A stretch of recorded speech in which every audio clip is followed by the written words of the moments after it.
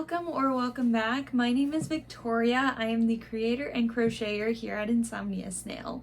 Today I want to talk about how I've made profit in my first year in business. First of all, hooray! That is such an exciting achievement to have. So I just want to say thank you so much to everybody who helped make that possible.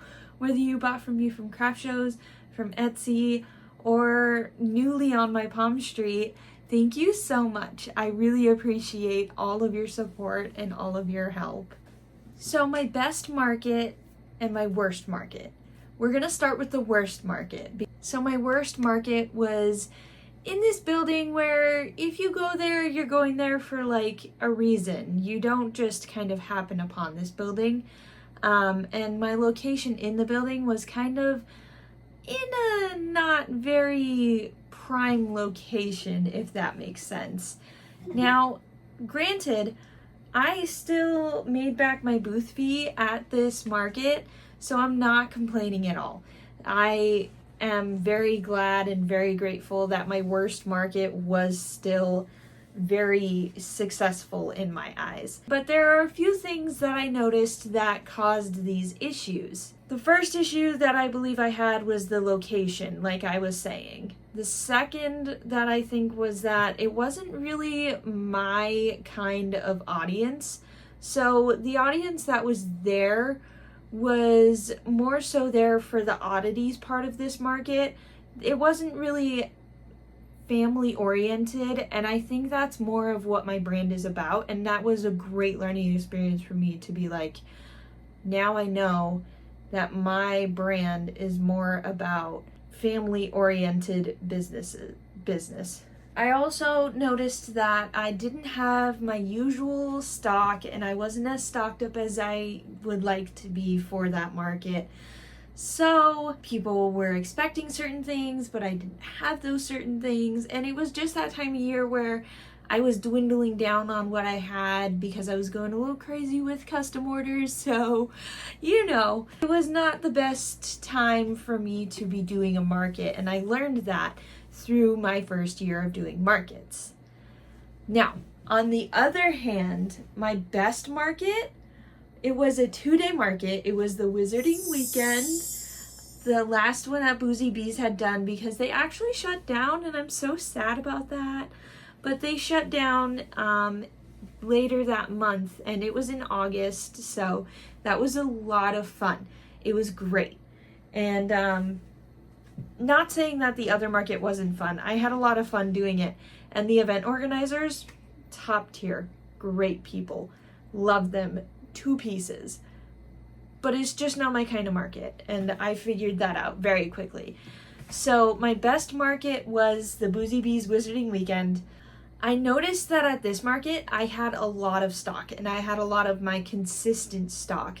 So this was actually also the debut of my Loaf Cats, which completely sold out in the first day, and the first day alone was my best market day, but the 2 days together really solidified it. The location was also amazing. It was right by the square of my city, so like people were walking by and just happening upon this event, so they weren't like specifically looking for it, but they could come and they could be like, oh my gosh, what's going on over there? And then that's how I got my target audience too, because a lot of families were coming through, and they were coming specifically for the event, not specifically for the event, it didn't matter. They were excited because they saw crochet plushies. Woo! And that's so exciting. So surprisingly enough, the weather for this event, there was a huge storm that happened in the middle of this event. And this was still my most successful event. So when people say that the weather really affects their sales, I've not experienced that because of this experience. I've experienced it because it was way too cold out, but I've not experienced it because of rain or because of a storm. People were still super excited to come out. They were still buying. They were ready. They were ready for the storm, and they bared it with us, and that was so great. Like, it was amazing. So my tip So my tips for you guys as to what you can do to make a profit in your first year. So in your first year, make sure that you try out markets of different varieties. So not necessarily signing up for every single market that you see, because then you're going to get burnt out and you're not going to want to do markets. I want you to sign up for a market that is an oddities market. Sign up for a market that's an oddities market. Sign up for a market that is a very family-friendly market. Sign up for one that's geared towards adults at like a winery or something. And make sure that you get through that variety stage so that way you can figure out what market is your target audience at. Because a lot of the time, you don't know who your target audience is when you first start out. And as you learn who your target audience is, you can start to adjust your inventory and adjust who you are as a business to what your needs are from your clientele. So for example, I'm moving on from just doing plushies to now making bags, because the people that I serve are families and they want their nice little cute bags. There's toddler bags that are crossbody ones. There's now I'm doing like clutch bags, and I'm doing shoulder bags as well that will be for families who just want something cute to wear. Maybe they could match even, and that would be super cute, you know? So you start to learn what your people want. And I'm also starting to make hats because I got a lot of requests for hats. And people will let you know what they want too. So doing markets, people will let you know what they want. If you're looking for successful markets, you should look for one that's in a good location, that has your target audience there. Make sure that you have your stock ready to go. Because when I had my stock all ready and my booth looked full and it was ready to go, people were going bonkers over it. When I didn't have as much and I just had a very sparse looking booth, people were less likely to buy from me, probably because they thought that I was inexperienced in what I was doing, or they thought that I wasn't ready or fully committed to this. What you need is for people to see, oh my gosh, they're ready to go. They have what they need and they have what I want. And that's another thing, is that you should have as much stock as you can. And not saying to like overwhelm yourself with trying to make a lot of different things, but have your stock and be consistent with it. Because I had very consistently had like axolotls, octos, turtles. I have my sea life. I have my farm life. I have mushy boys that I've constantly had. So like a little whimsical side to it. So make sure that you have your main categories and you stick with them. So altogether, what mattered in my first year in business that I believe made me have profit? Number one, location.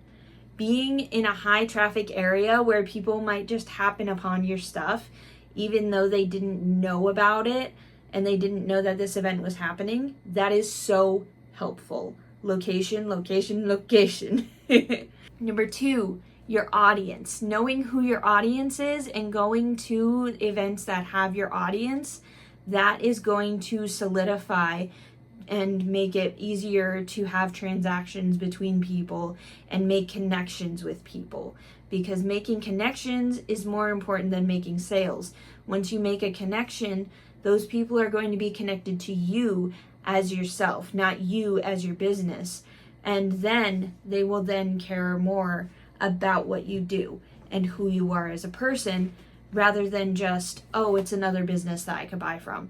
No, people will look at me and say, oh my gosh, it's Vicky from Insomnia Snail. I want to support her because she was so nice to me.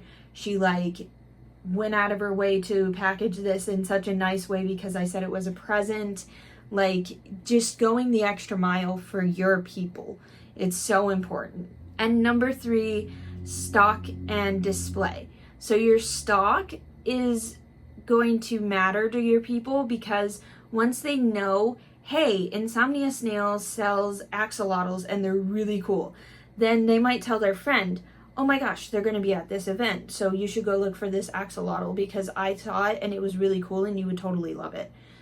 If you don't have that, they're going to be more disappointed because they were expecting you to be there with your product that you're like best selling, because axolotls are actually one of my best sellers. And so people are expecting me to have these best sellers. They're not expecting me to have household goods. They're expecting me to have plushies, and they're expecting me to have things that will work with their family, not things that are going to be out of their comfort zone or things that are like cryptids or something like that, which if cryptids are what you're going for, that's great. That's your target and that's awesome. But for my first year, cryptids were not it. I tried, and no, I still have them. They're not what my target audience is looking for at all. Now, 3 things that did not matter. The weather. The weather didn't really affect my sales. My best days were oftentimes rainy days.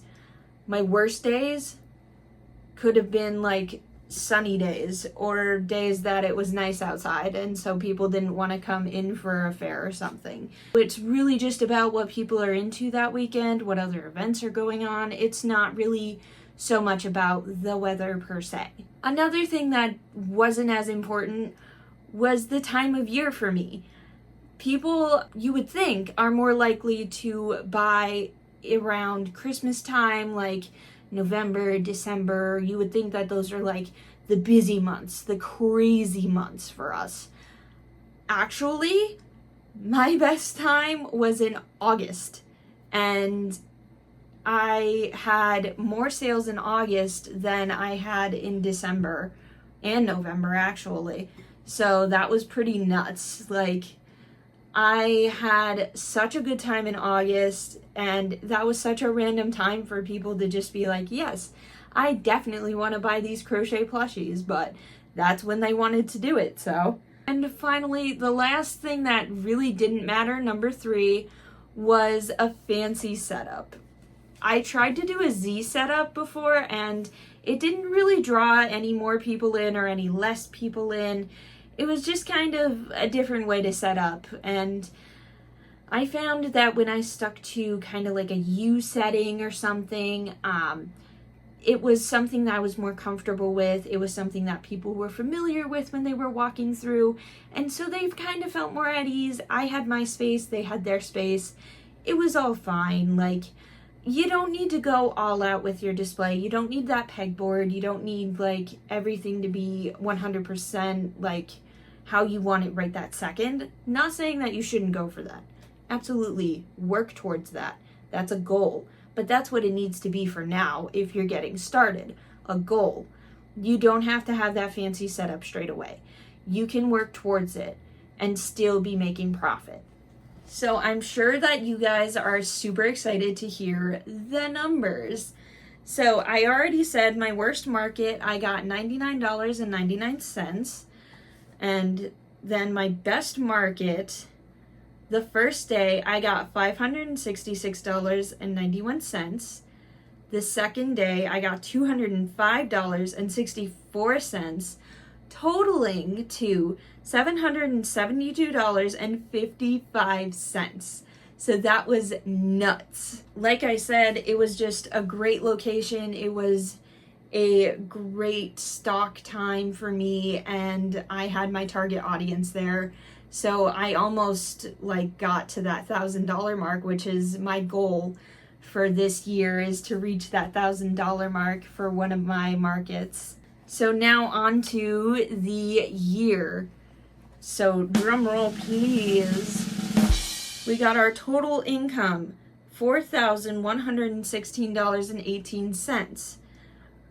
Our total costs were $2,076.41, making our profit $2,039.87. So I made $2,000 worth of profit in my first year of business, and I fully believe that you can too. If you just follow these tips, make sure that you find your target audience, make sure you have your stock ready to go, and make sure that you are just there for the people. That's all that I have for today. If you guys like this video, make sure that you leave a thumbs up, leave a comment of what you thought was the most helpful tip or a tip that you think that I missed while we were doing this, and make sure that you subscribe so that you see the next video, and I'll see you guys in the next one. All